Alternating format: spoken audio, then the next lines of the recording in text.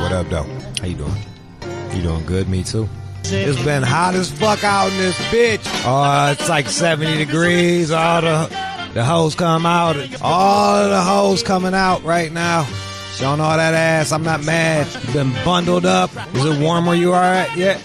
I remember back in Michigan, it was way better because you'd be all bundled up all year long, and then you finally get that first hot day, and then it's just, you don't know how bad you miss it until you see it. You're like, damn, I missed all that skin because I'm a fucking caveman. Detroit is 53, goddamn, and it's raining. All right, they're bundled up out there. I'm going to Detroit this weekend. Houston, listen to me. Houston. This message is here. I'll even hit pause so y'all can hear. This message is between me and Houston. I was supposed to be in Houston a long time, but I was scheduled to go sign at Houston at Brazos this weekend. I'm not going to be there. I'll be there May 19th. All right, Houston, May 19th. I will be there May 19th at Brazos or Brazos. I don't know how. They never tell me how to pronounce shit. I'll say it's Brazos. There you go. Settle on the third one. All right, so there you go. Today's going to be a very interesting day. Really looking forward to this. We got the snake diet guy on. He came up with his own diet to lose weight. Super aggressive and high energy. And John thinks he's totally full of shit. Dangerous. Ooh. Well, I'm going to talk to him a bit, and then I'll give you. You'll have your opportunity to talk to him. What would Jude do too? I'm helping out people. What would Jude do? Fuck was that? Was that my computer or yours? That was yours, wasn't it, John? You fucking up my summertime. Sorry. This is Billy Stewart right here. In case you were wondering. He was beatboxing way back in the day, bro. He was like way ahead of Dougie Fresh. He was also known for this song right here. Somebody called up about Tupac and talking about Tupac to not talk about Tupac. You guys dumped him. He called up to say if we talk about Tupac, it'll be bad to talk about Tupac. Bro, you're talking about Tupac right now. Sorry, I'm looking at the fucking board of callers. There's usually a reason why I don't shout out the number at the first break. But, whatever, you know. Hey, something real happened. Shit, 12 years ago today, man. Let me turn this shit down. It was like 12 years ago today. Shade 45, Shady Records, Detroit, hip hop lost someone very dear to us. Proof. He was a Detroit legend, part of D12, just a staple of Detroit rap, and rap itself was taken from us 12 years ago today. So I just wanted to acknowledge that and just rest in peace to Proof. And I'll play a song off of his Searching for Jerry Garcia, a project that I was lucky enough to be on. So that was pretty cool. We were supposed to do a music video together. This is I'll play you. This is Ali featuring MC Breed, who also another one that's gone. So here's Ali featuring MC Breed. Proof. Rest in peace. Checking out the All Out Show with Would Jude on demand. Shade 45, I'm here with Cole Robinson, the Snake Diet, the dude that says, "What's up, fatty?" What's my man say? How he say it? Hey, fatty. Hey, fatty. There you go. What's up, Cole Robinson? How you doing? How's it going, man? Welcome to the show. It's good to have you on here. All right, so tell me about this. How did you come up with the Snake Diet? So basically, I used to be a fitness trainer, and I was training a lot of women that had a bunch of fucking food addictions, and I got sick and tired of seeing that be a problem when you're training them. And then I challenged a girl one time to a fast. So that basically essentially was not eating anything. And this was before I even knew fasting was healthy. I didn't even fucking care. It was for self-development. And so then I did it with her, and then I seen some awesome results just after the first long fast I did, and then I continued doing it, just kept amping it up. Soon I did 10 days, 7 days, no water, no food. And then, I just started helping tons of fat people lose crazy amounts of weight. So what is the basic philosophy behind the snake diet? So basically, what people are fucking brainwashed into believing that they need to eat. And they don't understand that body fat, like your body fat, like, their fat fucking gut, that's food. Okay, just like a grizzly bear when it hibernates, it's food. And what'll happen is when you sustain from food for long enough, your body will get into a situation where it starts breaking down this body fat, and then you're just literally chewing on pure body fat, and you'll lose weight like crazy. And now, what's the snake juice that you have? Okay, so when I very first started fasting, I actually started eating. I was doing some 48-hour fasts, lots of one meal a days, and I was eating in a really tight eating window, say about an hour, and then I'd do a 48 sometimes on the weekends. And then what I did, one time I pushed it to about 3 days, and I was drinking fresh water. And on the third day, I went to the gym, and I was lightheaded as fuck. And then I started reading about just electrolytes and potassium and sodium. And then what I did is I basically went to the grocery store and bought some potassium chloride powder. And for anyone that wants to know, that would be called no salt or salt-free, it's called. There's other versions of it. And then some Himalayan pink salt. I just mixed it up in some water. And then what happened was I could drink that salt water, that snake juice, and it made me able to fast way longer and feel fine. Because I was just getting low on electrolytes when I was drinking the plain water, right? Yeah. And that's how that started. All right, so that's where the snake juice comes from. Yeah, exactly. And actually, it was actually an 8-day. I did an experiment one time where I actually deliberately got fat. I got up to about 186 pounds, and then I was drinking the salt water for 8. Go ahead. Was that fun, getting fat? Well, it wasn't bad. Getting fat? No, actually, when you're used to fasting all the time, you feel like fucking shit when you're trying to force feed to gain weight. Because you get so used to the lifestyle that you literally feel like shit when you start to try to eat extra just to put on that weight. I'm looking at the results, and I'm looking at a lot of pictures, and it's pretty impressive. I'm seeing a lot of people that have lost a lot of weight using your technique. Yeah, so the one girl... The one chick there's a couple that are were fuckable before and after. It didn't even fucking matter. Yeah. Oh, yeah, there's some good-looking people I help for sure, but then, they want to take it to that next level, and they want to, cut that last 10 pounds and be sexy as fuck, right? They just want to amp their life up and even feel sexier and better about themselves. So anybody can do it. I even help people with cancer that are underweight. I help really sick people that actually are underweight, and I got them on certain fasting routines where we can still fast for long periods of time, but when we do refeed, we refeed big, so then we maintain their weight, but the fasting aspect basically just fucking kills everything. It's unbelievable. So, and this is common with many religions. This is fasting isn't anything. Ramadan, religion, yeah. Yeah, Ramadan.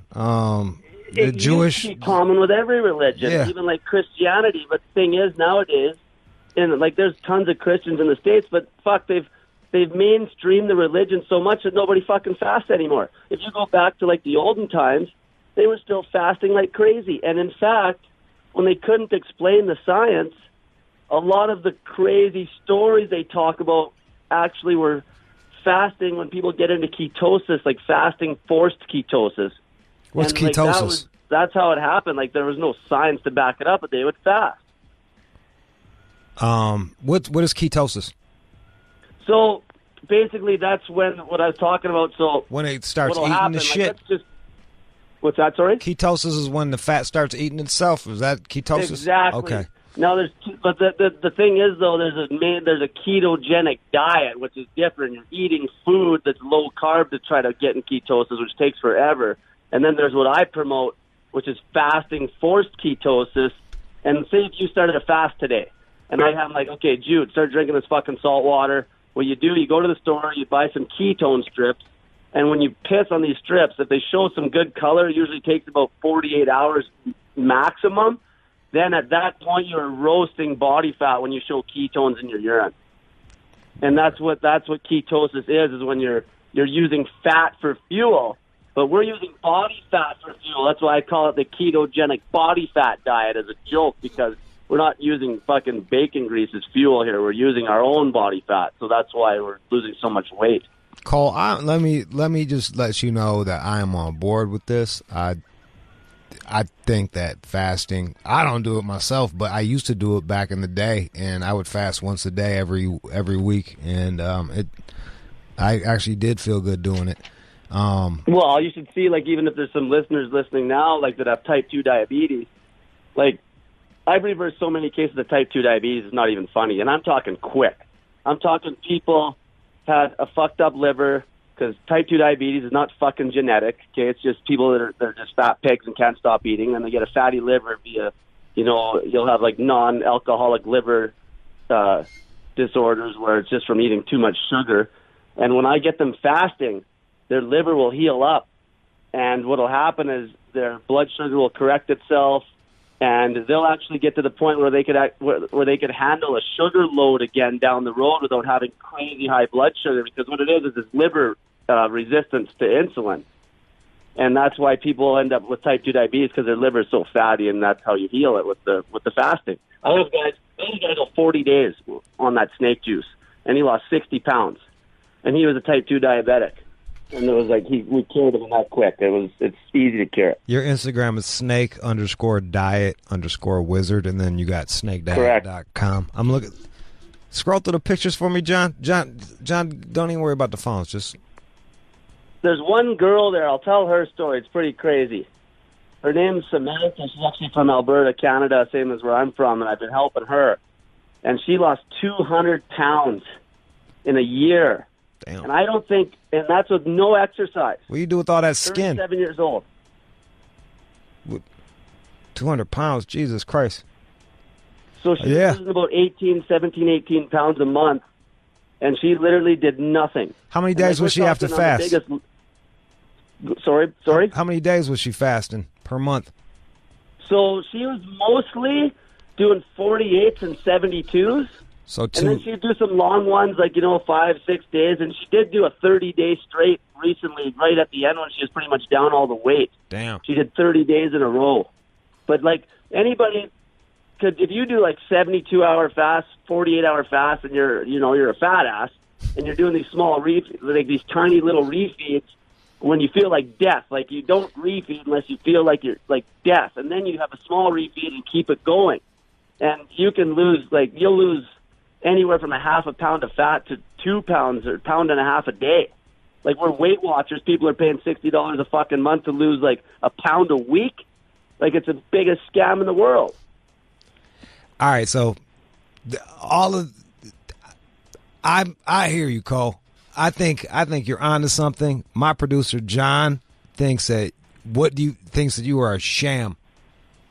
Well, Cole, I mean, you're not a doctor, right? So here's the thing. So I always I'm being serious. Are you a doctor? I mean, this sounds dangerous. You're having these people starve themselves, so of course they're going to lose weight initially. So here's the thing, though. Like, fat people can't starve. Because, like, that's the thing. People don't understand their food. Like, you know how many doctors I'm helping? Like, you know how many... I actually got doctors with, like, 8 years of school that are coming to me for coaching on metabolism and fasting. Because Cole, I seriously... Name one doctor that agrees with you. I mean, name one fat person that's starved. Actually, okay, Jason Fung. He's out of Ontario. He's actually probably the biggest fasting guru right now in Canada. I didn't say fasting guru. I said a doctor who went to school to heal people. No, he's a doctor. He's a nephrologist. He's a nephrologist. He's actually wrote books. He's wrote the Obesity Code. His name's Jason Fung. All right, I'll check him out. Like, this is all over the internet. He was talking big shit. Yo, Cole, you was talking way bigger shit than this, John. Well, no, I mean, I don't think this is a good idea for anybody. First of all, I mean, you talk about curing diabetes, you talk about sort of cleansing your liver of toxins, and that's a huge red flag right there, Cole, that you're saying, okay. Why is that a red flag? Well, because that's bullshit. You don't clear your liver of toxins. That's what it's made for. No. Like, your liver will get fatty because when you start to get fat, your liver will get insulin resistant because you actually develop fatty liver syndrome. This is why drunks have fucked up livers. This is what people aren't born with type 2 diabetes. It's created. There's no genetics there. You create it with that fucking diet. Does that make sense? Like, you can reverse, like, type 1's different, because that's an insulin situation where your pancreas doesn't produce insulin anymore. But type 2 diabetes is essentially just fucking being fat. That's it. Like, almost every single fat person has type 2 or pre-type 2 diabetes, and they don't even know it. I can prove it, though. So all right, Cole. But really, but the moment you stop starving yourself and you start eating again, you're going to gain the weight back. This is not a sustainable diet, Cole. Okay, that's a good question. It's not a question. It's a fact, Cole. And I'm not a doctor. No, because you don't. I just did a little research on it. It's not hard. You don't stop eating forever. You cut the fucking weight, and then once you get down to where you're lean, then what you do is you still fast, but you're eating maintenance. Like, I've been doing this for 2 years where I eat, like, I'm a lean guy and I eat full calorie count every day, or every second day if I'm going to eat a large meal, but I'm not starving at all. I'm eating full calorie count. It's all about eating frequency once you get lean. Eating multiple meals a day is the worst thing you can do, because it just spikes the fuck out of your insulin and creates crazy inflammation. No, again, what you do is you lead a healthy lifestyle and then have a decent diet. You don't starve yourself. John, what is your diet? You're extremely thin. Yeah, I don't eat. And guess what? All right. I don't gain weight. So I'm not healthy. You're literally healthy. a fucking... You're thin. You're thin, you don't eat. You're kind of proving his fucking point. I'm still alive, but I'm not thriving. The thing is, though, if you go back to, like, just looking around you for a sec, everybody's fucking fat. So if the mainstream experts are so fucking smart, nobody would be fat if they're following the healthy living, multiple meal a day, clean eating bullshit. It's guys like me that are getting results, because results talk, bullshit walks. And, like, you can look, I get results like out the ass. That's why I'm on the phone with you right now. That's fucking what counts, results. I got it. Look, I've done these fasts before, and I've lost weight, and I've kept the weight off. For a long time. Like, I'm telling you, I have. In New York. How long did you The longest I went was 10 days. What? And then I went 7 days. Here's a really good example for the listeners that dumb this down even. So let's say you were eating a large, like a pizza each day. Let's say you maintained your weight. So let's say, Jude, I don't know what do you weigh, Jude? Man, I'm like 160 right now or something. Okay, so let's say we make a pizza that we eat that pizza 6 slices, so every 3 hours every day, and we make a pizza that's the same every day where you maintain the 160 when we weigh you in the morning, okay? Okay. So we're eating a slice every 3 hours, and that maintains your body weight. Now, if you took that whole pizza, same calories, everything the same, and you pack that pizza into a 1 hour eating window, you will lose fucking weight. That proves right there your metabolism actually got cranked up from the fasting.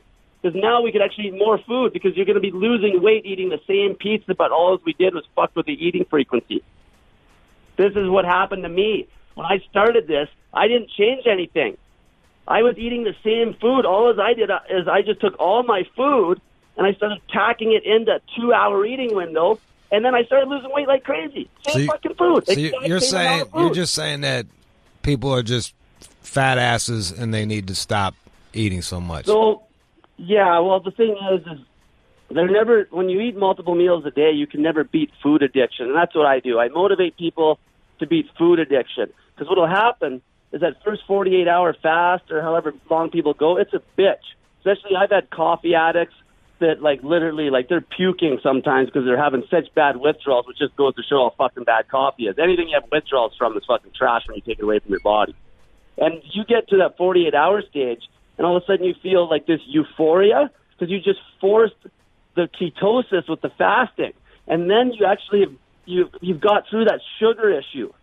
Because it all has to do, I don't need to get too much into science, but it all has to do with your liver glycogen draining in 24 hours. And once you get through that and you make that shift into fat burning mode from burning sugar, all of a sudden you're like, holy fuck, you're not even hungry.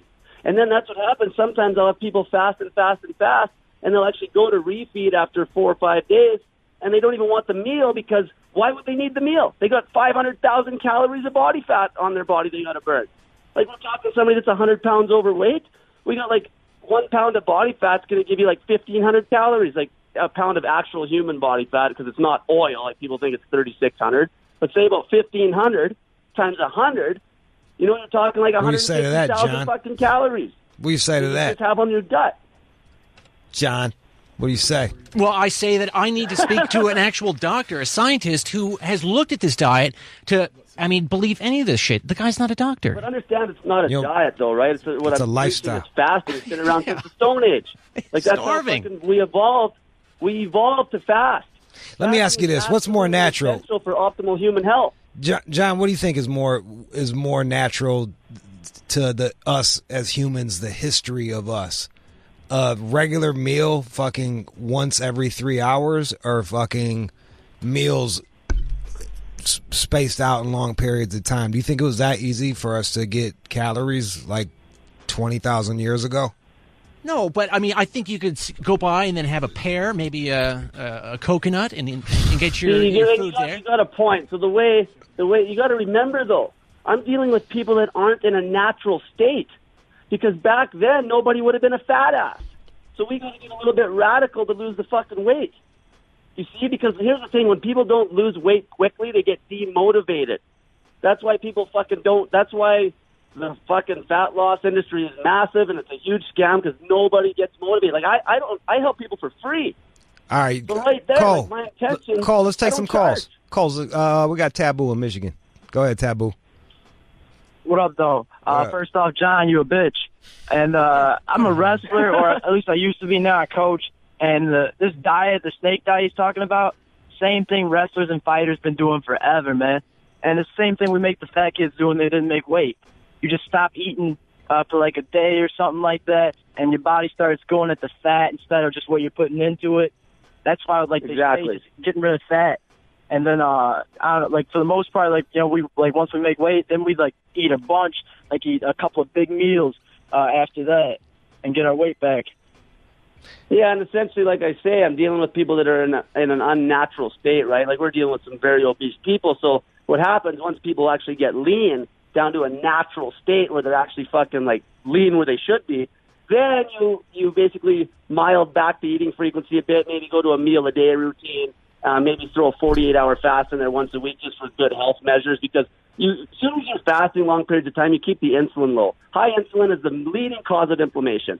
And if you want to talk about hardened arteries and shit, and the cholesterol myth, it's all to do with fucking insulin being spiked up all the time. All right, let's go to Jason.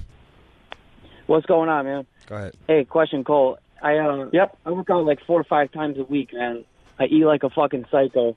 But can you work out and fast? Is that yeah? So working out? Like, here's the thing. So it depends where you're at and where you're. Like, you're trying to lose like that last 10 pounds. You don't really get any. No, I'm a fat. I just maintain. I work out to maintain my fucking gut. Okay, yeah. So if you're in maintenance, if you're a pretty lean guy, you can do like more of a routine that I'm on. Like, you could go a meal a day. Just keep the window tight. Like, we evolved to eat like till we're fucking full too. I might add to this. We're not supposed to eat like a fucking like a tiny little dime-sized meal. Like, that doesn't make sense. You don't gas your car up a sixth of the tank and drive and gas up every 50 miles. You gas the fucking thing up and drive 500 miles straight. And same idea. So what you would do, you just go to like a meal a day routine, watch the scale, feel, and then you could screw around a little more with the macros. Okay, so you do. So you eat. So you can't fast. You eat a fucking meal a day. That's all I want to know. Yeah, as long as, like, if you're super lean, obviously you've got to get the calories in at that point, because you don't want to fucking, like, that's when you're actually going to be in true starvation. This snake true diet plan is a whole different story than the fat person that's not eating that weighs 400 fucking pounds. So you're saying this is mostly for this works especially well for extremely overweight people. Well, yeah, well, that's why I say it's a fasting focused lifestyle, because end of the day, like, I help lean people that have a lot of health issues too, like acne, fucking skin problems. That shit just disappears. Hold up, Danny. Danny in North Carolina wants to holler at you. Go ahead, Danny. Sure. What in the fuck are you talking about, my man? This shit, you're fucking people up, bro. You can't tell people shit to drink fucking Himalayan salt and fucking potassium, and that's gonna make you fucking lose weight without fucking your shit up bad, man. You're fucking wrong, dude. It's wrong. So that's not. So here's a good point. You're going to eat some shit, and you're going to get fat again because your body is saying, "I ain't got no fat, so now I need all the fat I can get." Every time you fucking eat. No, that's not how it works, though, because, like... Yes, that's just how it works. My dude. Have you done this? Have you done physiology book and read that motherfucker, dude. Read it. Read about the fucking endocrine system. You're fucking people shit on. That's what I'm trying to tell you. That's exactly why it works. No one knows about the endocrine system properly, and that's the whole fucking problem. They don't understand how insulin works. Dude, there's nothing that says go get some Himalayan salt, some fucking pink Himalayan salt, and some fucking potassium, and take that shit. You know, tell me this, my man. What the fuck binds to potassium to fall the fuck off out of your fucking pancreas? Sorry, I couldn't hear that last part. I was breaking up. You take a bunch of fucking potassium, and you're going to fucking drop your blood sugar out, and you're going to fuck your pancreas up. No, you won't. Fuck your liver. The only time your blood sugar, when you're in a healthy state of being, when you're in a healthy state of being, when you're in a healthy state of being, your blood sugar will be completely controlled from glyconeogenesis when you're in a fasted state. The only reason people's blood sugar is fucked up because their liver's fucked, and like glucagon and the fatty liver doesn't control sugar worth of shit. If you're just tuning in, this is Cole Robinson. I just got done a 10-day saltwater fast, and I got down to 161 pounds, like truly starving. And now he's arguing with people. Sean in Savannah, Georgia. Go ahead, Sean. Hey, yeah, what you talking about is like Soleil. Soleil meaning sunlight. That salt water and the clean water, I do that every day with my alkaline water, and it's called Soleil. It has 84 trace minerals along with other benefits. But starving yourself, come on. I was sick one time, and I was sick, and that didn't help anything. It cuts your appetite anyway. But when I ate, I ate. See, the problem is, though, that electrolyte drink you got is trash because it doesn't even have close to the amount of freaking minerals that we need here. Like, we're talking... Hold up. No, that's not true. That's not true because I make my own alkaline water. I make my own. I don't buy your brand. Just listen for a second. Like, listen to my numbers. It's not iodine. If you're fasting, if you're on a prolonged fast, say we're, like, doing, like, you know, a long one, like 3 days or longer, you need, like, depending how big you are, you need, like, 2,000 to 4,000 milligrams of fucking sodium. And, like, if you go on the internet right now and look up potassium recommendations on the day, you need, like, 4,700 milligrams. Your little water doesn't have even close. I have it in my water. Not even close. I have it in my water. But I'm not going to starve myself, dude. Your water's not even close to the amount of minerals you need. Are you in good shape? It cuts your type anyway. It cuts it anyway. So why would you starve yourself? That's stupid. No, wait. What did she say there? She said, why would you starve yourself? It's stupid. No, like, what I'm trying to say, like, this is the whole feel misunderstood? Problem. This is where people don't get that they're not starving. Because the fat is fuel. Like a grizzly bear. They don't fucking starve. They eat like a fucking... They're the most extreme version of this. They'd eat like a pig all summer and lay on their ass all winter. What do you think? They're fucking eating all winter? No. They got all the electrolytes and fluid they need to lay... And they're dry fasting. They're not even drinking water. Which that's a whole other conversation. I've done 7-day dry fast. I went 7 days with no food or water at all. That sounds boring. Talk about it. The only reason why I'm not going to go fasting because I like eating for fun. Like, eating's fun. Like, I like drugs, fucking, and eating. Right? Like, I like, and music. Like, what am I going to do? Go fucking jog? That sounds awful. That's a lot of the stuff that I get into with people that I help. So it ends up being boredom. Just like with having a fucking smoke or doing drugs. Yeah. It ends up being boredom and lack of purpose a lot of times. And then people eat. And then it's so addictive, it just snowballs because most people don't have any fucking purpose. Because they don't have any balls to speak their mind. And that's why on my big group on Facebook, I make people put up accountability pictures, like stripped down almost to the nub, just to get my help. Because I don't even help people that aren't willing to put pictures up so they get that slap in the face looking at their own body in the fucking mirror before I even waste my time. And then they're motivated. You see, you gotta want it. You gotta understand. Your body's all you got. Okay? Like, your body is a priceless asset. And people give it away to make even $1 million a year.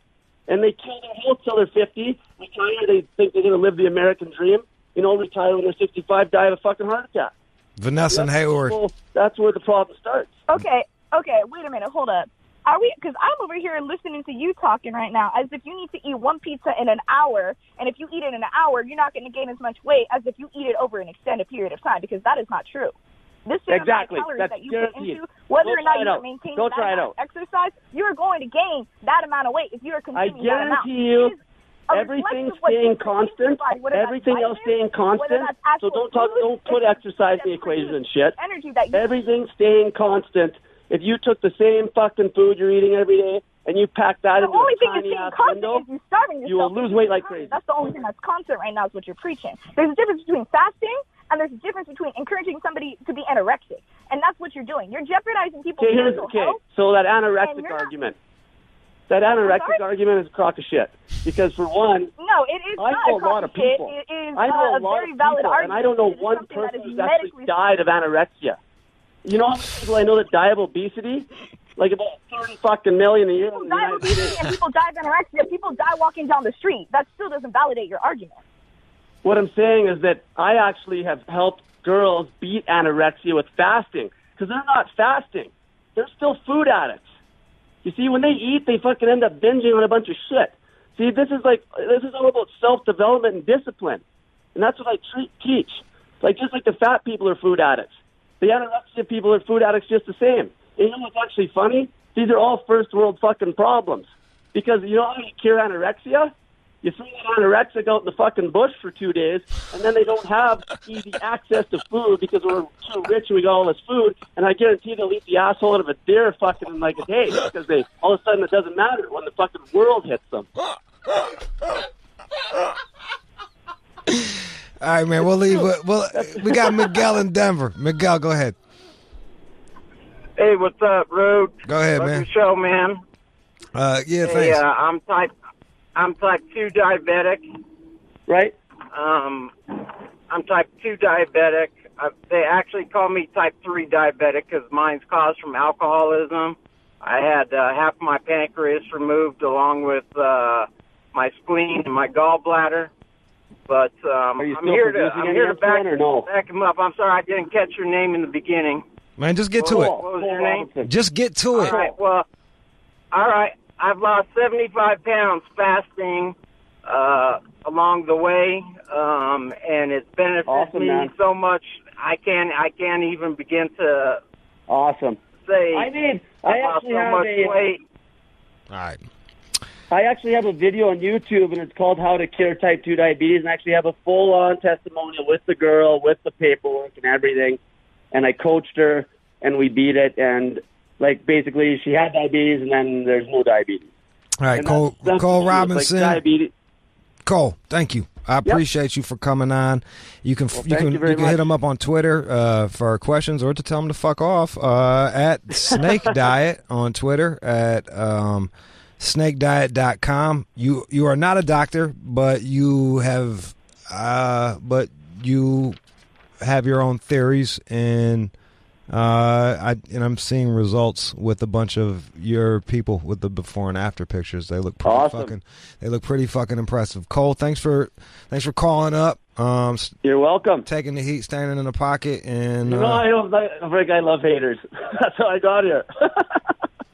There you go. Any messages to the fat people listening? Yeah, basically, if they're interested in even starting this, like, check out the YouTube channel. Pretty much the idiot-proof way to start it is you get some potassium chloride, get some sodium chloride, mix up some snake juice, and fucking stop fucking eating. There it is. That was Cole. Thanks, Cole. That's Cole Robinson, y'all. Snake Diet.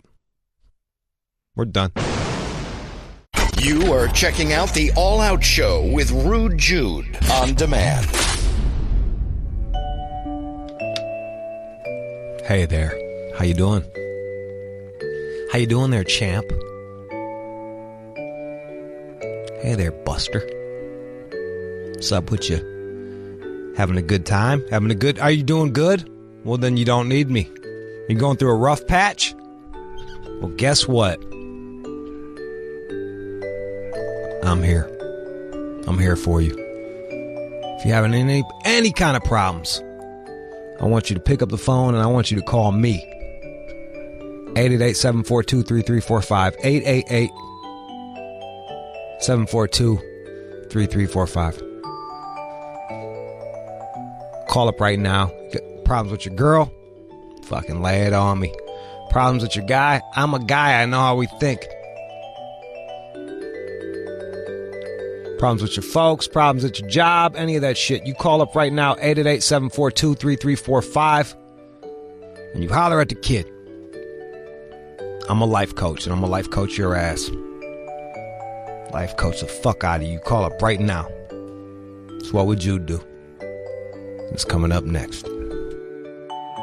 Shit, you motherfucking right. I'm the bitch that's keeping it live and keeping it hot when you punk ass niggas don't. Nigga West Side, what? Bring it on. You are checking out the All Out Show with Rude Jude on demand. It's like a ray of light beaming down knowledge from the heavens above. What would you do? Need advice? Call us up right now. 888-SHADE-45. What would you do? On Shade 45. You got a problem? I can help you solve it. Let's go to Angela, Massachusetts. Hey, Jude. It's Angelina. Thanks for taking the call. I love your show. Thanks, Hey, Angelina. So what's your problem? So, I'm in my late 30s, and I'm finding it very, very hard to get laid, and I'm just dumbfounded by it. I fucking do everything I can possibly think of. I don't know if it's because people think I'm in my late 30s. That means I just want to lock it down right when it happens, or what? Because I couldn't be the farthest from that. What is what do you I'm at a fucking loss. You said you've done everything you can think of. What are you trying? What have you done to try like to? Online dating. I volunteer at places. That's like my mom's suggestion. She's like, "Oh, help out. Maybe you'll meet nice people." I'm like, I'll try that. I'll go to sit at bars by myself. Are you not getting any? Guys, All right, so for the online dating, is anybody even like? Are dudes hitting you up or? Lots of dudes, but all they want to do is text. They're like, if I give them my number first, they automatically think, whoa, she must be a hoa. Well, that's kind of what you want. You just want some dick, right? Yeah, I just you want kind to have conversation and get laid. I don't need no lockdown shit. I mean, who doesn't ideally want that? But Did you put that on your? No. All right then. Well, you're not being without saying I'm a skank. You're not being like, yo, I'm a skank. Is there any way to do it without being? I thought guys were so horny and they were like all about, just trying to get it. Yo, like,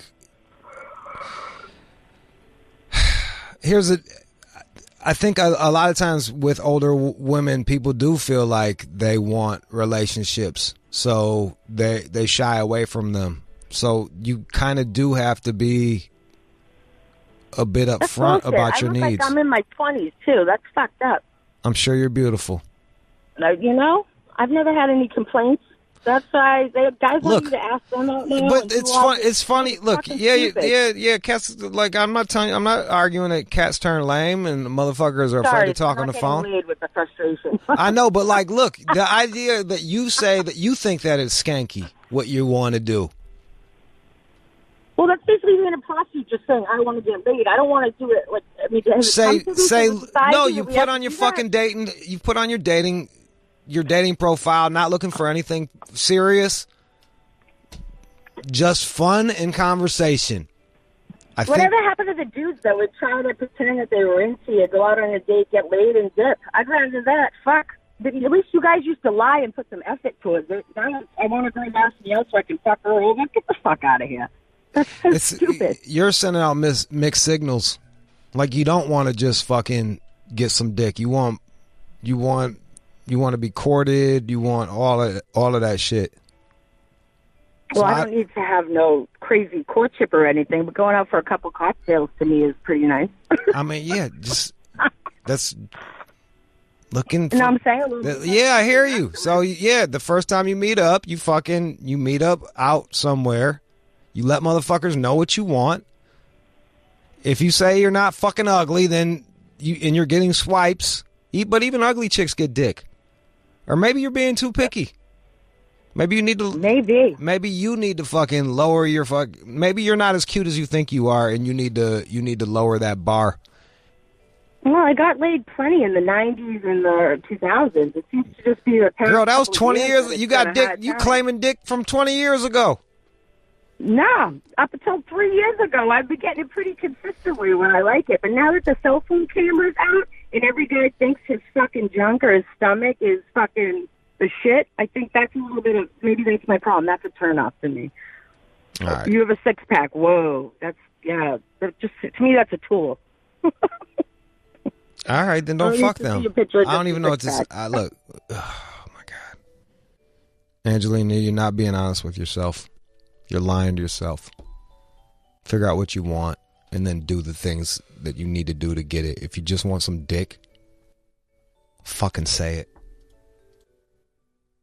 You will be flooded. Then you will have your pick, and then you can go have a fucking drink and get some dick. And in between all of that shit, you might have a conversation. It'll be crazy. Jack in San Diego. Jack. Hey, what's up, man? How you doing? Good, bro. What's your problem? I mean, this may sound crazy, man, but I'm a motherfucker that got a 15-inch dick. I've had plenty of women in love with me. I finally found a woman that does want to be with me, and I truly love her, but she can't handle the size of my cock. I mean, it's terrible. I've looked into penis reduction. I mean, everything you can think about, man. I'm having to have her fuck little dick white guys, man, just to keep her at bay. So wait, so you know what I mean? That's a strange one, right? What are you gonna like? How are you gonna? It's if you guys aren't sexually compatible, Jack. If you guys aren't sexually compatible, how do you see this happening long term? Hey, but the whole deal is, man, when you fall in love, you don't fall in love sexually. It's emotionally, right? Yeah. You become tight with that person. That's where we're at. You eat the pussy and all that. You get her. All this. Jack, you eat the pussy. I do all that, bro. So you get her ready. Tongue in the asshole, all that. Tongue in the asshole, everything. Everything. Sometimes people just don't fit, and that sucks, bro. It sucks, bro. I'm finally in love. I mean, you ever sat on your dick before? I mean, I'm everybody talking about all this, want this big dick shit. I mean, man, this is a curse, man. I thought it was the coolest shit in the world, man, choking my dick out with two hands. But now, bro, I'm in love. She wants to be with me, but I'm punishing this woman. I hear you. I always felt bad for the big dick motherfuckers. The bottom of your dick has never felt a pussy. The bottom of your dick has been as dry as the desert since forever. You've never felt a pussy. It's like your homeboy that can't get into the VIP section, watching everybody else have fun. I don't know what you're gonna do. Jack in San Diego. I don't know if there's a fix for this. You know, maybe you guys stay together and have an open relationship, and you guys fuck other people, but you have like some weird platonic-y finger fuck each other or finger fuck her and hand job shit. I don't know, but I don't. Hey, I don't know what like the long. I don't know if that's very viable long term. Like, if she can't take your dick, she can't take it. Like, you know what I mean? I mean, shit. Now I kind of know how John feels. That big ass chin. I mean, fuck. I'm sitting over here with a big ass dick. You know what I mean? It's terrible. It's a curse, and neither one of y'all are fucking. There. Rude Jude. You funny as a motherfucker, and that laugh you got in the background kills me, bro. That's Chris. Yeah. Well, I hope that shit. I hope it. Is it the girth or the length she can't take? Bro, it's the whole deal, man. Yeah, it's the whole fucking from the rooter to the. It's the whole deal, bro. I've tried every way I can, man. As soon as I stop, bro, ripping that whole deal up, homie. Yeah, man. Some people just don't fit. Some people don't fit. Yeah. Yeah, you know what? I've talked to a lot of people about it. They come to the same decision. You're a very knowledgeable man there, Mr. Jude. And it is what it is, bro. I know, like, yo, dude, if it doesn't fit, it doesn't fit. Like, there's been chicks that, like, they're dope as hell and their pussy's just giant on me. Or, like, they're fucking, they can't take the dick, and that's awful in another shitty way. Fucking sucks when you're not sexually compatible. Amber in Buffalo. Amber. Hey, Jude. I love you. I love you too, girl. I have all your books, and I have all your audio books. Damn, girl. Thank you. I Huge appreciate fan you. of the show. Thank you. So what's your problem? So I'm a recovering heroin addict, and I've been on maintenance medication on and off for 10 years. And I just can't seem to get off of it. Every time I go off of it, I end up relapsing. and it's just a whole vicious cycle, and I really just don't know what to do. You need fucking counseling. I am in counseling. All right. I've been in counseling for years, and every time they taper me off of it, it's just like I have this mentality I can get high now because I'm not on the blockers, and so you don't want to quit. I do want to quit. I've been clean for you don't want to quit. a year now. All right, so you're I good. do. I've been clean for a year now, but I'm still on the maintenance medication. Amber, do you when you quit? Do you really want to quit? Do you? No, I then don't want to quit. That's the whole point. I have to. Well, that's the point. You're not gonna quit until you want to quit. I mean, so maybe you could from heroin. I know, but but you don't want to be clean. You probably got fucking nagged to be clean, or you keep relapsing. Right. All right. So there's probably something going on, and look,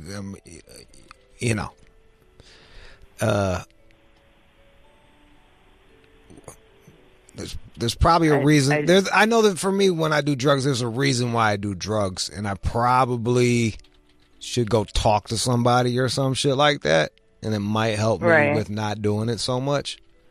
But I know whenever I go through my ketamine benders, cats, they can't. No one can tell you to quit. They can tell you, and you can quit. But if you don't really want to, you're not going to stay off. And it sounds like you won't. Right. Sounds like you're just going to keep going till you got to figure out how to want to stay off of drugs. Right. So that's why I need to figure out how to get off the maintenance medication and stay clean. Yeah, that's what I'm saying. That's why you got to talk to somebody, because you don't really want to quit.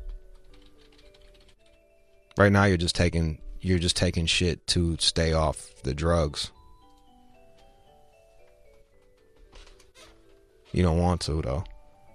888-742-3345. 888-742-3345. Chris in D.C., what's your problem? Hey, Jude. I got this homie who moved into my basement. Really cool person. I care about him, He's got a lot of financial debt. And I told him, I'm going to let him stay here so they get themselves in check, start looking for a job. And finally got a job.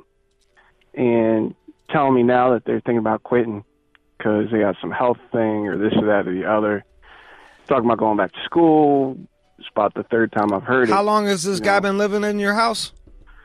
Just a few weeks, man. Just a few weeks. But I want to make sure that you need very clear boundaries here. Yeah. So when he's saying all this, be like, yeah, it's cool. You got to be out by this day anyway. So you figure it out. Yeah, and it's not so bad. We got different schedules, but I want to make sure as long as they're there, that they're taking care of themselves, that they're trying to get out of this hole.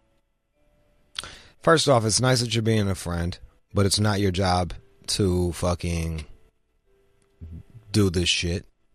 And it gets to a point where you're enabling a lifestyle. Yeah, that's what I don't want to do. So that's why I'm saying you have to have very clear boundaries. Be like, look, man, I hear you. That's great. You're going back to school. Awesome. What are you gonna do? You're gonna fucking support him while he goes to school. What, he was fucking his girlfriend? He was mom? You holding him down? Like, what the fuck you doing, bro? Like, tough love. I know. He's a man, right? How old is he? Was he 12? 26. Oh my God, Chris. Come on, man. Look, I get it. You're trying to help my man out. You're trying to, and he got a job and he's already talking about quitting? Like, what? He clearly doesn't. It sounds to me like you're dealing with a fucking giant baby. Yeah, he for real got some health issues, so shit he had to have surgery for, which is why he went into debt in the first place, and he's always sick. What's his? That sucks, man. Where's his people at? Oh, they just moved, man. They used to be in the area. That's who he was crashing with, but they took off. What kind of health issues is it? Parents had a job offer. What kind of health issues is it? It's got something to do with the balance of the eardrum or something like that. I don't know. That's weird, man. I can't call it. It sounds like you're signing up for some forever shit. I know. That's what I'm worried about. So yeah, it's like, it sounds like you're signing up for some forever shit. And you know who's good for forever shit? Family. Yeah. No, I want to help out, but at the same time, I want to make sure I'm not enabling. Do you feel? It sounds to me like you feel like you kind of are. So then you probably are. You know the situation better than I do. But true that. I don't know, man. I like boundaries. I like boundaries, bro. Let's go to Steve in San Diego. Steve.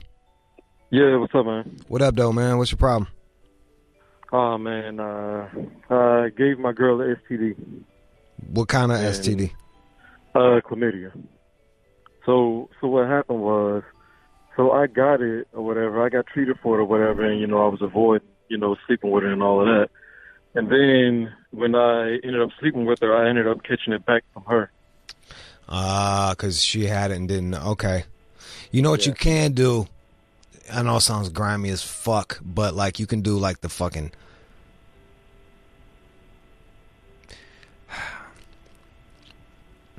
You can do like the dick to pussy, or the ass to pussy, back to ass to the pussy, and get it all mixed up and just try to pawn it off on that so that she doesn't know that you're fucking cheating on her. Just be like it's some unknown beauty.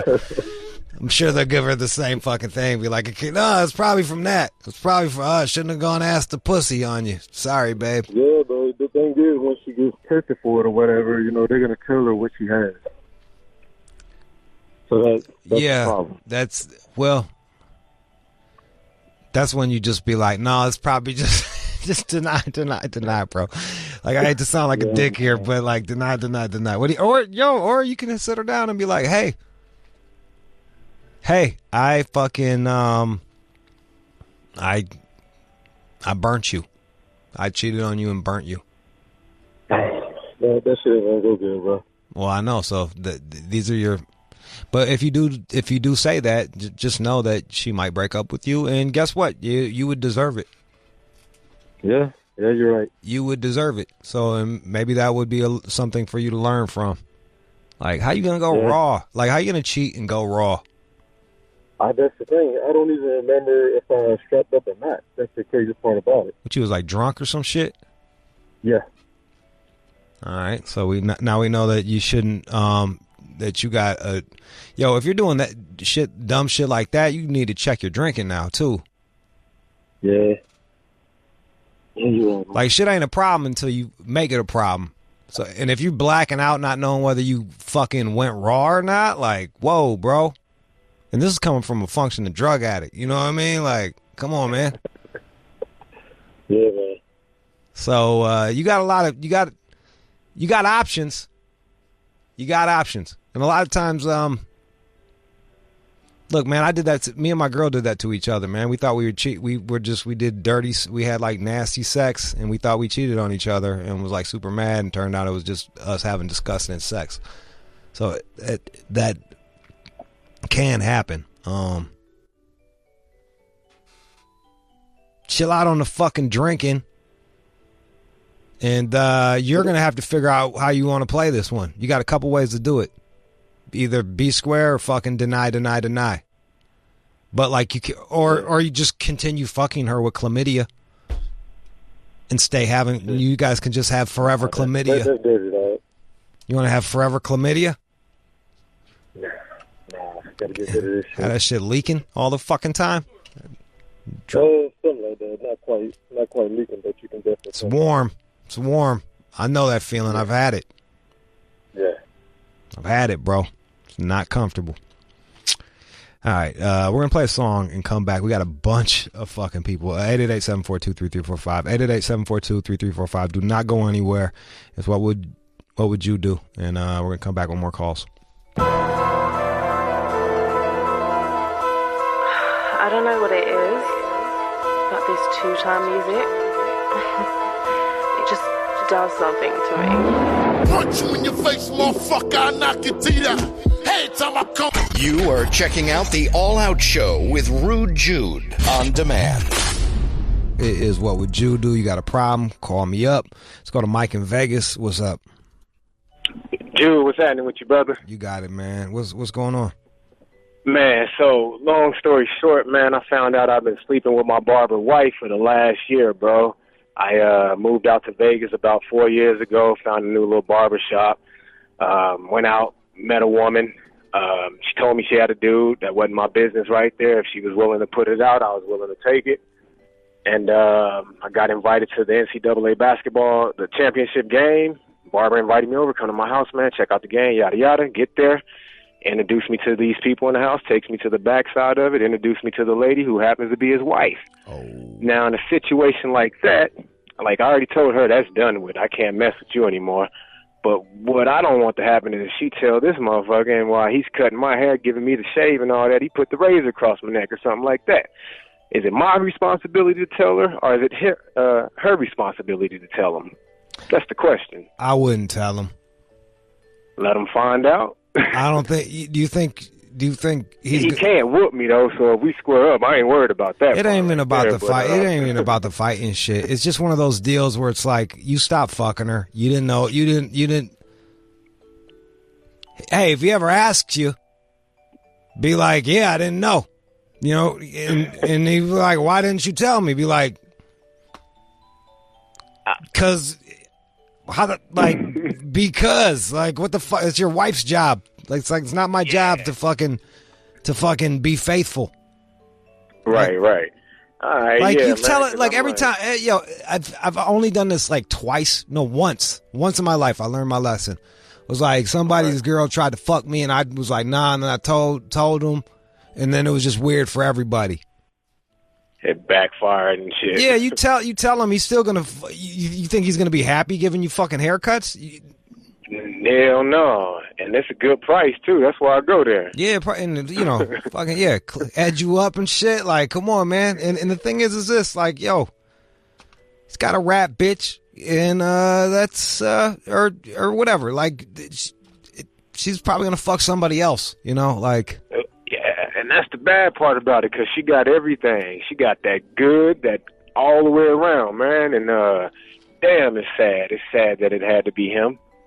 I know. I wish it would have been another dude. That must have been in the game it was a bad game too. Like that bad game. Yeah, that must have been uncomfortable as fuck. What was it? It got uncomfortable when we started playing spades, and her and him were on teams, and they were playing against myself and somebody else. That's when it got uncomfortable. How come? Just because her and I were sitting right next to each other. Oh, so that's where it got real weird at. Like, man, and I kept thinking about fucking her. Right. Yeah. And yeah, I was like, shit, if I text her, I know she's gonna come through tonight, but I wanted to get the one last one out the way and just be like, all right, we done now. But yeah. You sound honestly, Mike, you sound really mature. Like you didn't even get the last one. You just cut her ass off. Good for you. Well, now that you're telling me, never mind. All right, man, I appreciate that. I just want to make sure. I felt bad about it, but at the end of the day, it wasn't my problem. That's their situation, not mine. Yeah, I that's between them. And, I bet that. The only thing you really got to worry about is like them breaking up and her fucking throwing that as a jab to and they gonna be because. But if they're together, I'm only 24 and they're 40. They got an 18-year-old child. They ain't going nowhere. No, you're fine. You're good. Don't even sweat it. Good, then. Let me go ahead and make it happen. All right, man. I mean, I ain't gonna say nothing to him. I'm gonna leave it at that and be done with it. I appreciate the advice. Yeah, man. You got it. You got it, Mike. Peace.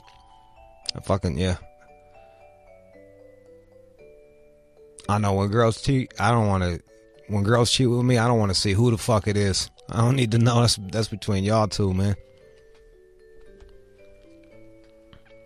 Brandon in Orlando, what up, man? What they do, Jew? You got it. What's the problem? Man, mom's has been homeless for like 8 years, bro. Don't know what to do. I've tried to do everything I possibly can for her. And it's gotten to where, it got real ugly. I think when she went through like menopause, she just ain't been right since. It's been one of them people when you see her, it's like, damn, that lady's off her meds. Yeah. Technically, because she is, there was really no resources in Florida that really helped women, and I've done everything I could. I've gotten their jobs, I've gotten their houses, places to stay. And Brandon, at the drop of a, what's up, bro? It sounds like she's got mental issues. Bro, seriously. She's, all right, so I mean, the only textbook schizo. So your two choices are fucking have her, you go to the state and you have her committed, or you. I already did. And she keeps getting out. Yeah, they only hold her for 48 hours, and you know what I'm saying? And if they say they ain't crazy, they'll let them go, and my mom runs game on them, and I've done Baker Act with my mom 4 times, once on Christmas Eve, bro, and I mean, it's been really rough, bro, and I'm just out of, like, options, and I'm like, you know what? Jude seemed like a real-ass dude. He always talking real shit, and I like the show a lot, and I'm like, you know what he got to think about some shit like this? This is the worst shit about, like, this is, like, you're not gonna, you can't fucking save her, and she doesn't want to be saved. And she and there's no.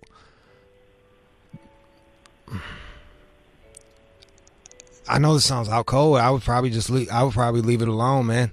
Like that's what I almost came to. It's like wash my hands with my mother, but it's my mother, man. You only get one. You know what I'm saying? You can't pick these people. You can't go to Walmart and say, yo, I want a new moms or nothing. All right. You try to invest all your time into it and see what you get out of it. And I've been getting nothing, bro. It's actually been making my life tougher. Can you deal with seeing her out on the streets? See, this is the thing now. See, she's from PA. Now she's back here in Winter Park, Florida. And, because it's nice over there and people seem to be really nice to her around there. And I tell her, I say, when you're out of the city and you're in your hometown, I'm fine with it. I can cope with it. But when you're in my area code and I can put hands on you, I said, I feel like a piece of shit son because I can't stand to think that you out there and I brought her in my house and, she just don't want to do nothing with her life. And then she starts getting argumentative with like me and my wife over dumb shit. So yeah, bro, look, man, she'll end up leaving. She's crazy. You can't fix crazy. Your mom's crazy, dog. Like that's it. She's crazy. Yeah. You can't fix it. You kind of have to accept her on her own terms and don't beat yourself up. Like, you've tried and tried and tried and tried. Like, you got to forgive yourself. Like, I'll give you a good example. Like, this past Sunday, she's been back in Orlando. You see, it's April. She's been back here since January. When she hit me, let me know she was in town. She kind of told me what she was doing. And I told her prior to that from Thanksgiving, I said, look, when you come into town, let's plan when you come into town. I'll pay for the train, ticket, bus, ticket, plane, however you want to get here. You stay a week, you go home, back to what you do. Don't just show up and think I'm just supposed to find you everything like you do every time. You done did this to me. I got like 10 T-shirts already. So at that point, it's like, hey, I ain't seen her. So this past weekend on Sunday, I said to my wife, I said, babe, your cousin coming over. He want to go up to the little place, get some grub. What do you say we pick up my mom and I just start somewhere at baby steps? You know what I'm saying? I just pick her up, we eat lunch, and then I just drop her off. And I see where this is going. Memories with my mom. And it ends bad, right? That's where this is going. No, it actually didn't end bad this last time. We picked her up, we dropped her off, and she was good. You know what I'm saying? She didn't even ask for no money or nothing. And not that it's a problem if she does. Someone says you can go to Social Security Administration and they can help for the homeless. Well, and I've used every resource I possibly can. It's like we're gonna have to pay for like a social worker. Yeah, I don't know, man. This is a tough one, bro. Like, yeah. I'm kind of out cold. I'm fucking but like I'm heartless. Like I'm heartless when it comes to some of this shit, and I don't know. I used to be. My wife made me grow a heart. I don't necessarily know if it's good or bad, but like if I have someone crazy in my life that keeps fucking with my shit, I'm on some save me first at the end of the day. And that's I'm on some survival shit. I'm right there with you. So like, right there with you. I'm on some survival shit. So I probably would stop trying to save a motherfucker after a while and let them do them and not allow them back in my life. And I don't necessarily know if that's the healthiest thing to do or what. You need to go talk to somebody for real. Like, growing up with a crazy mom, like I'm sure you had some damage too, bro. Like, so that's something you need to go. I worry about fixing you, and I think, and in doing that, you will have the answer to your mother. All right. Sorry, Brandon, man, it's tough. Look, man, I've cut off family members before for them doing fuck shit, you know. Like I just have. It's either me or fucking you. And at the end of the day, I'm not dying, so fuck off. Aaron in Austin. Yo, need your help, man. All right, holla. So, recently divorced. Okay. January 18th, 8:32 a.m. Now, divorce is fine. Shit happens. I get it. But a good friend of mine and friends of the family introduced my ex-wife to this new guy who she's now been fucking for a while. And the problem that I've run into is that he's not a friend anymore to me. He acts completely different when he's around his wife. And his wife and my ex are good friends. And the kids are involved because they play sports together. So now the ex-wife, go ahead. Your homeboy introduced your ex-wife to a new guy to fuck her? Yep. And he's a fraternity brother as well. And you clearly are fucking hurt off of this. I've never heard anybody. You're the first person to call me up with a divorce and tell me that 8:22 a.m. You know what I mean? Like, you're fucked up off of this. You got some kids with her. Married 25 years, dude. Two kids. Wow. And I got a fucking Wednesday knock at the door and divorce papers handed to my chest. That's rough. Look, man, that's fucked up. So what do you want? You just want to know, should you talk to this dude about it? Yeah, so I'm debating whether or not do I confront him or do I say, fuck it, man, he's a piece of shit and just let shit roll off my back? Or do I confront him and say, hey, man, you broke the bro code, you're a bitch, and I'm not going to say get violent with the guy, but, you know, do I just say fuck it, or do I, like, approach it and say, hey, man, we need to have a man-to-man talk and literally just kind of lay the gauntlet down? He sounds like a fucking piece of shit, dude. Like, it's supposed to be your homeboy. You look like, I would stay the fuck out of. I would stay the fuck out of these things. I don't know. That's just me. Like, if I see my buddy break up with somebody, I'm not gonna bring somebody to come fuck his ex. Like, that just seems real tacky. Now the thing is you got your kids, or you're doing sports with the fucking with the dude and shit like that. Yep. So yep. Now you got to think. What do you? Are your actions going to make this worse for your kids?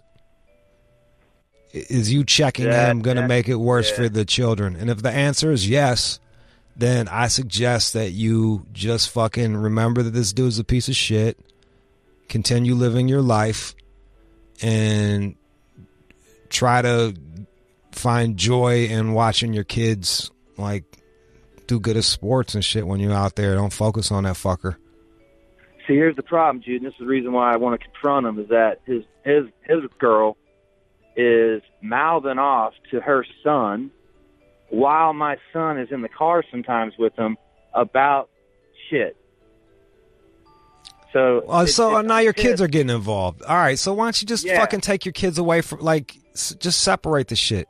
Or or you fucking talk to both of them and be like, hey, look, man, I'd appreciate it if you don't speak about my divorce or my wife in front of my ex-wife, in front of my children. And if they can't fucking honor that, then you break ties with them. Yeah. I mean, that's fucking crazy. Like, I can't believe this couple. Everything that you're saying, they sound fucking awful. Yep. Yeah, you need to check. Look, check both of them motherfuckers. Check both of them motherfuckers.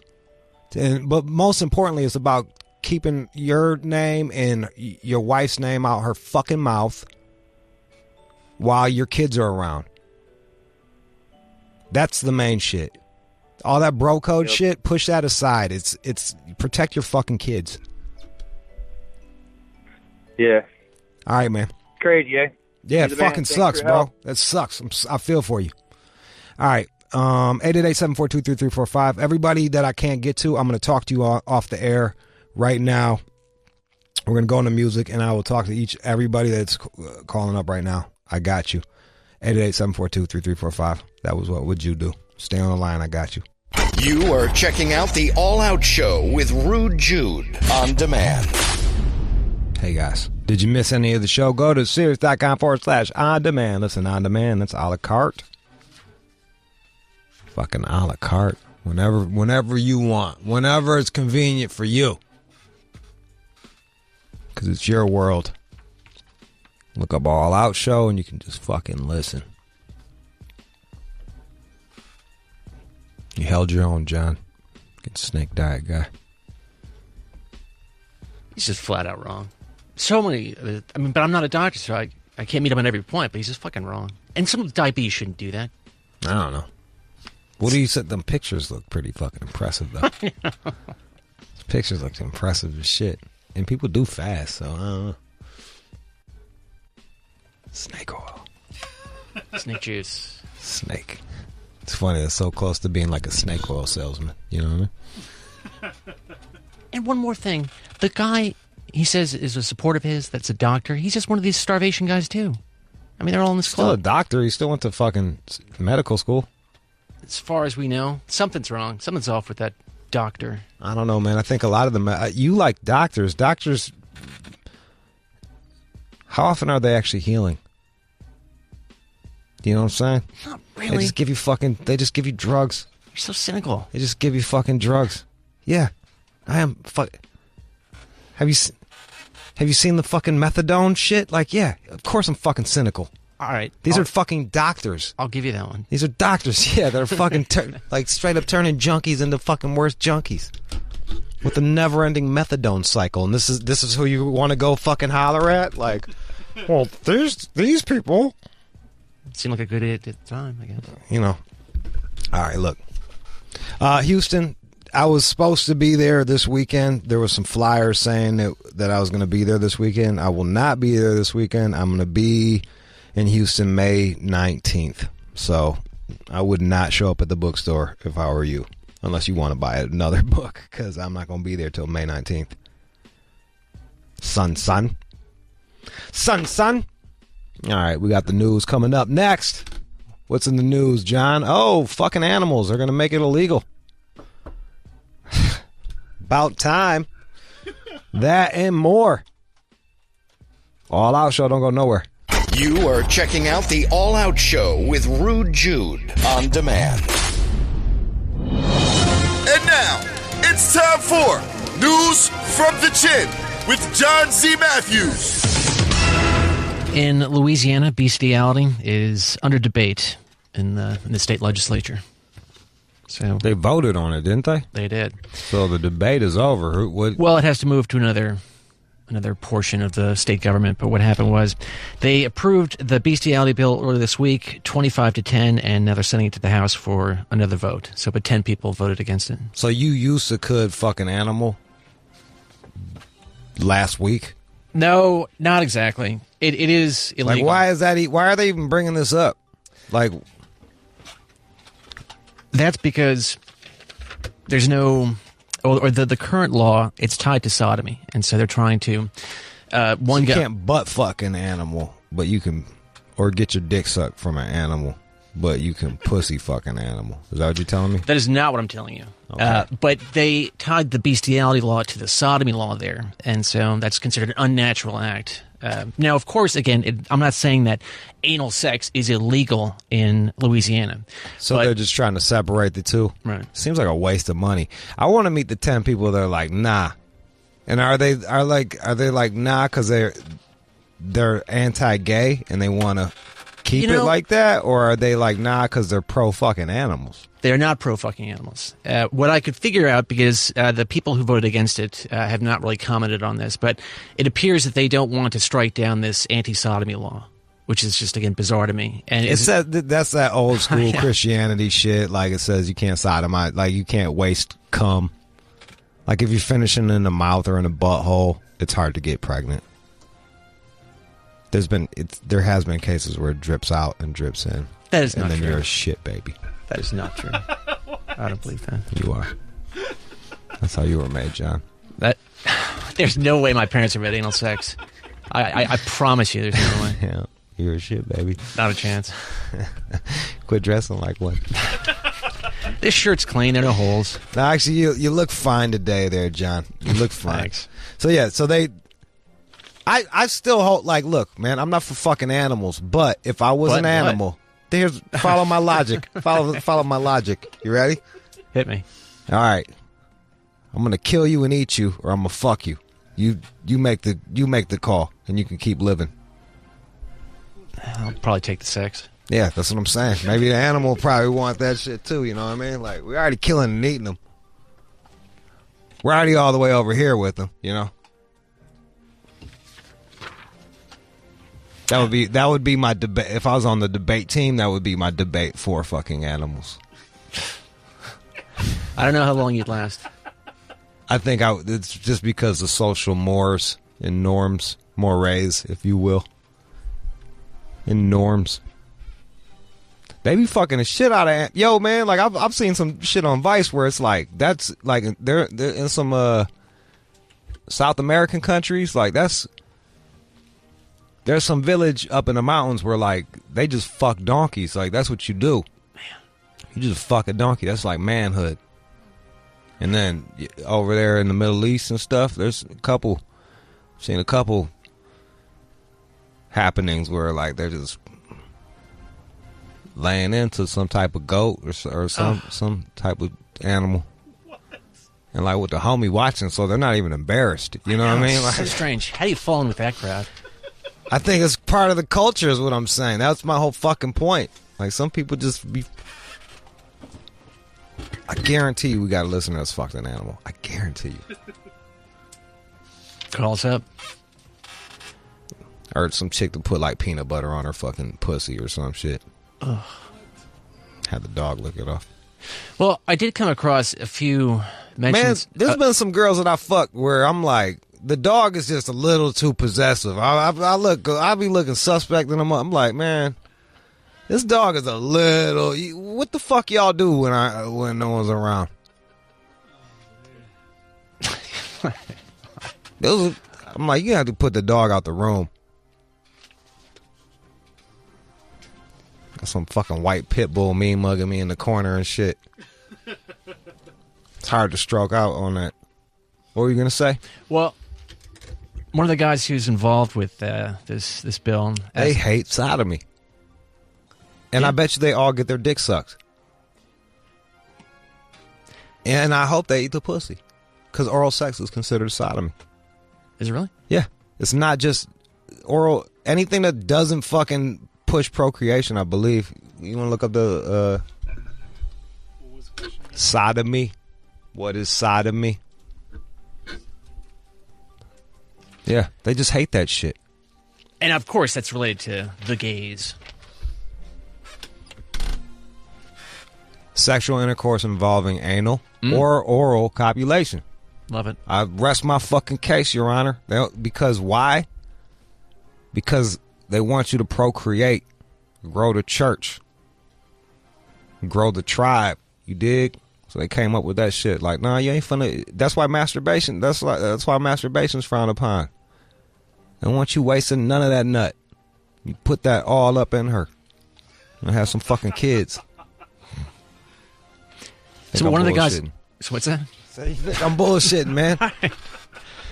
Well, one of the guys who's involved with the bill here says that people in Louisiana are advertising looking for animals to have sex with and offering up their own pets for the sex. So it's still a bit of an issue there. And I mean, they need to chill that out. Pimping out your fucking animal? Jesus Christ, man. That sounds fucking... That sounds dark. It is dark. You're right. That sounds dark. Yo, when we had the dolphin guy on, I fucked the dolphin and shit. Remember that? That was before my time, but I know who you're talking about. Yeah, we had that dolphin guy on. We had him on twice, as a matter of fact. I'd rerun that any day too. Like that's dolphin guy deserves a rerun. He's very strange, man. Yeah, he was weird. He was always into fucking animals and shit. I guess he got abused as a child. But yeah, when we had him on, like. Clearly, the dolphin wanted some dick, you know. No, it can swim away. It's not like you can. It's not like you can fucking hold down a dolphin. Like dolphin wanted the dick. But didn't it? What was the story that he worked for this like water park or? Look, he wanted to fuck a dolphin, but like the dolphin wanted to fuck him back. No, that's different than fucking prostitution. Pimping out your animal. That is not what happened. Yo, if I was a dolphin and didn't want to fuck, I would just dolphin the fuck away. I just swim away. Yeah, you know, like like I wish a human would try to hold me, like grab me if I'm a dolphin. Do you know how fucking strong dolphins are? You ever see them, like, get air? Hardy animal. My dorsal fin, I'd fuck it, or my little flipper, I'd fuck his ass up, man. Dolphins don't play, man. Like, they rape. They're crazy. Dolphins are fucking wild. Dolphins kill for fun. Like, there's a whole documentary. It's called The Darker Side of Dolphins.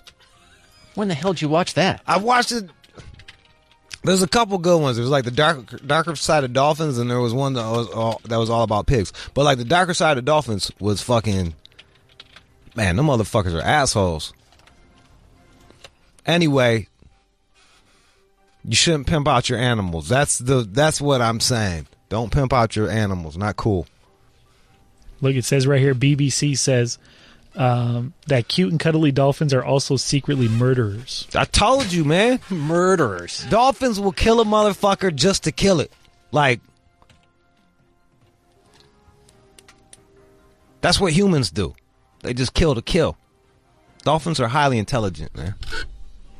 So it sounds like you're somewhat sympathetic to the dolphin sex, man. I am. Oh, my God. He's fucked up. Okay. Like, you out here fucking dolphins. I don't even like fucking girls in the water. You know what I mean? Like all the water takes away the pussy juice. I don't understand fucking in a hot tub. Like, that shit doesn't make any fucking sense to me.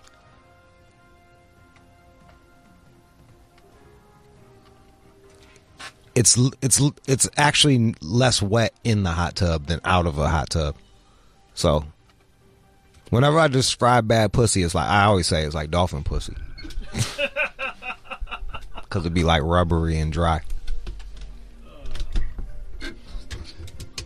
I did find a group that existed years ago that wants to fight for bestiality. Students of objectivism for rational bestiality. Well, let's books these motherfuckers. How come we need someone that's pro bestiality? Bestiality boys, is what they're called. The bestiality boys. Yep. Man, gross. Let's get them on. So I would love, our callers will fucking give them the business, boy.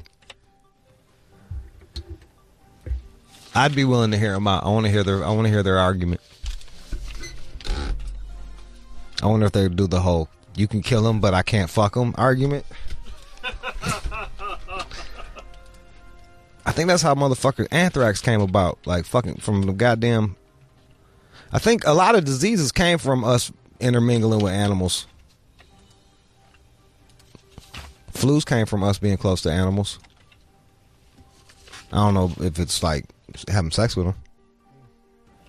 There was some shit I heard about down in Brazil where they were trying to shoot a dog porn, and they found girls that would get fucked by a dog, but they couldn't find, there wasn't enough dogs to fuck the girls. There was a lack of dog talent. Talk about fucking bleak, son. Grim. That's that fucking third world shit right there. They're like, they just trying to get some yucca or whatever the fuck they eat down there. Give me another story.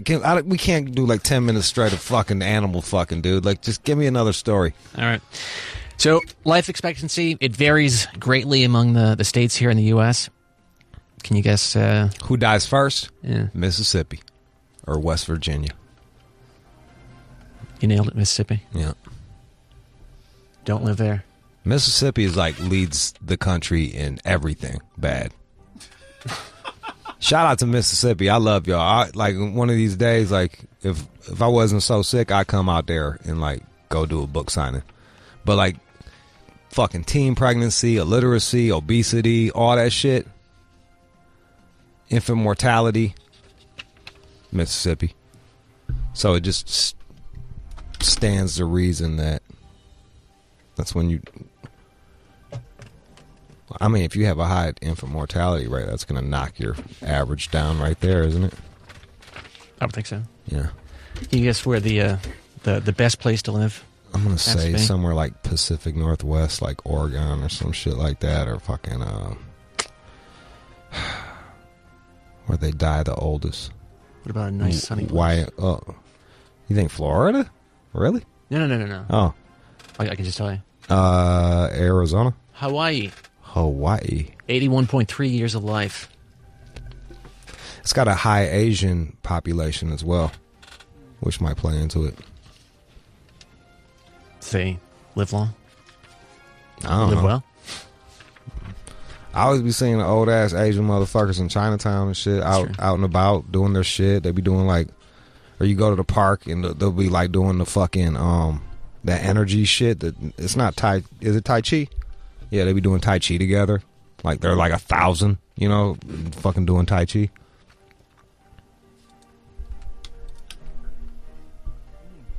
Different cultures, bro. I'm not gonna be doing Tai Chi when I'm 80. I'm gonna be doing crack. Oh, that's right. I'm be fucking smoking crack. So what year will that be when you start smoking? White George Clinton. What? You said that once you get older, you'll start smoking again and drinking. What year will that be? I don't know, man. I don't know. 40 years from now. If I start really hating society, probably earlier. It's like, fuck this shit. I can't watch that movie. This is a stupid song. These kids are assholes. Like I'm like, I'll just make friends with one and buy drugs off them. He'll probably tax the shit out of me because he knows I don't have any other options. Where do you think Michigan falls on the list? Michigan, my home state. They're going to be 23rd, somewhere in the middle of the pack. 35. All right. What about Cali? Number 2, 80.9 years of life. They live the second longest, huh? Us. No shit. Who dies? All right. Who's the worst? What's the bottom? You got Mississippi. Is it all like all southern states? Yeah, pretty much. Mississippi, Alabama. Yep. Fucking. How's Arkansas doing? Where do they land at? Arkansas. I have to look that up. All right. What else? I've got the 5 here. All right, give it to me. Oklahoma, Really? Louisiana, yeah. Alabama, as you mentioned, West Virginia. Y'all like butter down there. A lot of roux. West Virginia. And then, of course, Mississippi. So I named the top 2. Yeah. I called them. Yeah, man. And again, poverty will kill you, man. I don't know if what the cycle is, but like being broke kills you. Yeah. I'm very familiar with that. I can feel it. Yeah. But it's also like lifestyle choices that keep like it's this weird chicken or the egg type deal, you know? Like I watched the documentary on like these broke motherfuckers and all they did was like drink Monster energy drinks all the fucking time and they were on all these fucking crazy pills and it was like fried bologna sandwiches. I'm like, damn, it's like you just want to fucking die. Fried bologna, that sounds so gross. That shit is delicious, bro. It is? Yeah, fried bologna sandwich? I've never had it. Man, oh boy, I used to murder them motherfuckers. Can I even get that in a restaurant? Hey, you can have a fried bologna sandwich. Yeah, but the way they do it is, they do the bologna like old school, like real thick. I like my shit mad thin. You fry that shit up, it look like one of them pop-up cups. You remember them shits where you go boop, and then they jump the cups. Right. It looks like, it turns into like a little cup shape. Ooh. Yeah. Oh. Okay. American cheese, iceberg lettuce, mayonnaise, a little mustard. Pow.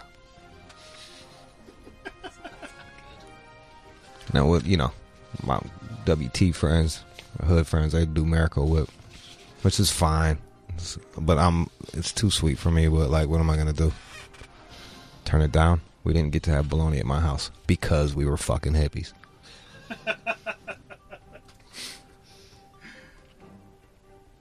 Not once did my mom ever buy us bologna.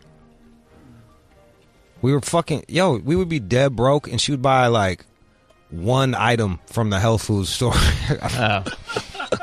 Like the fridge would be bare as fuck and we'd have like the most expensive like all natural peanut butter and like you would just have a spoonful of peanut butter. Like that would be your meal. That's better than nothing. She could have bought like some white bread. Like she could have took that same fucking $4 that jar of peanut butter was and got like cheaper shit, more low shit. But I thank her now for teaching me to like what a proper diet is. Some people grow up thinking that McDonald's is normal. It's not normal. Eating that shit is not normal. It's bad for you. It's killing you. It's probably making you stupid. making you fucking fat. It's not normal. That is a treat. Remember that. Have you been there recently? A few weeks ago. As a treat. Yeah. Yeah. I got a Big Mac. Big Mac? Yeah, man. Let's go with the 2 cheeseburgers. There you go. I'm not mad at that shit. That shit, yo, you eat that shit, tastes like fucking... Damn. Whatever. What else you got? So there's a study out looking at young women who are not getting tested for STDs because of shame. They're embarrassed. To get tested? Mm-hmm. They don't like talking about sex and STDs with their doctors. So weird how, like, I almost feel like it's just these two extremes. Like, we get kids that call up and they're like, I'm losing my virginity, I'm gonna come in her fucking face. And you're like, damn, dude, like, it's almost like they've seen everything. Like, they've seen horses fuck women and weird shit like that. They've seen every type of porn.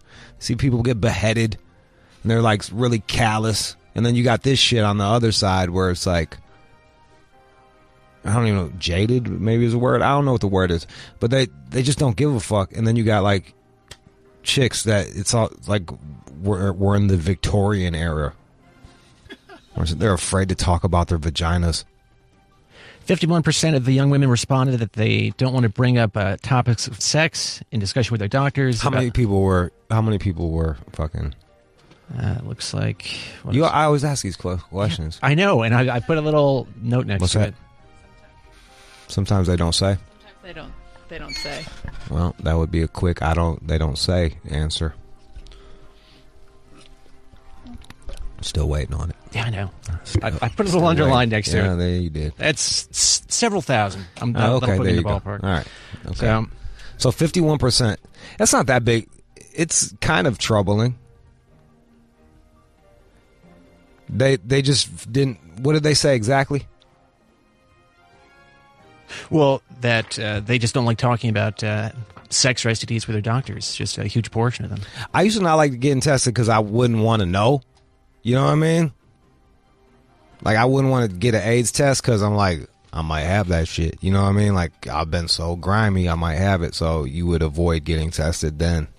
Is that a reason? Was that listed? in Fear terms of finding out that they have some shit? Being in denial is not listed here. Okay. But about 27% admitted that they don't always tell the truth about their sexual history to their doctor. I mean, like, really? Does it fucking matter? Do I got it or don't I?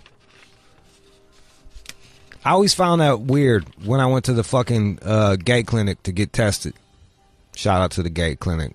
I forgot the name of it. The LGBTQ or whatever fucking clinic. It was on San Vicente. It moved very clean, efficient, in and out, quick. They would just ask all these questions. I'm like, does it fucking, like, what does it matter? Like, well, there must have been a time when you were sort of conscious about that, no? I mean, conscious about what? Well, talking about sex. Why would I don't know, when you were younger. I was afraid of pussy, and then I got pussy, and then I was no longer afraid of pussy, and I was totally comfortable talking about it. I had all the free to be you and me and our bodies ourselves. Like I said, like, we was hippies. Like, I knew what a penis was and a vagina was when I knew all my body parts. We didn't skip over that and call it like, that's your ding ding. You know what I mean? Like, it was my penis. I understood that.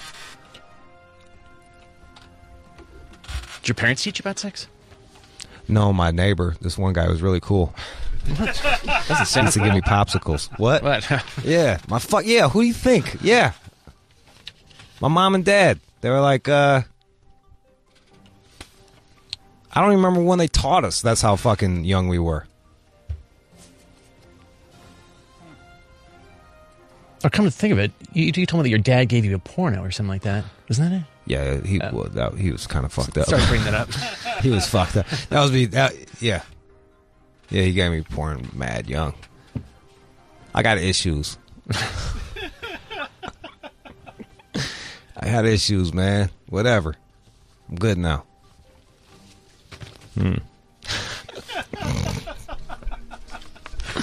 Ladies, go get tested. You don't want to burn anyone. It's okay. Just go in there, get the blood test. And if you don't feel comfortable answering, just say, hey, I don't feel comfortable answering that. Just test me for what I have. I've got to do that. I've got to do that. How do I turn that around quickly? That doesn't matter. For you? I mean... When was the last time you got tested?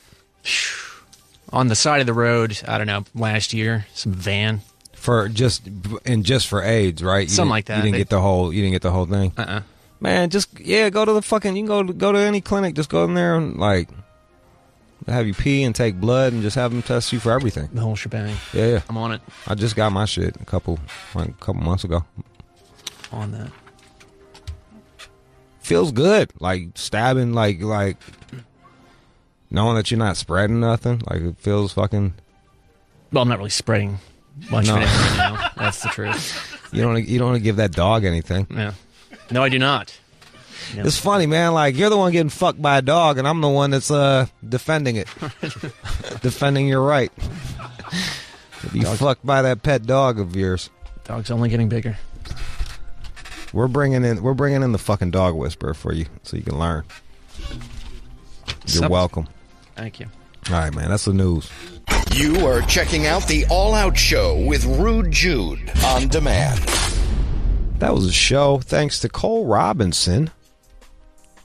The snake diet. That was fun. I love hearing Canadians argue, dude. That shit is fucking kills me. You can go to snakediet.com to find out more about his diet. Chris on the boards. Keenan, associate producer, and on the phones. John is a producer and does the news, and Alex is the producer. My name is Jude. We out this bitch. Oh, by the way, the Hyena vinyl. If you missed it the first time, you can get it on Amazon now. It is out. Hyena vinyl. Sage Vaughn doing the artwork on the cover. What, bitch? Buy it and hang it up on your wall. It's that fucking sweet. All right. Show is over.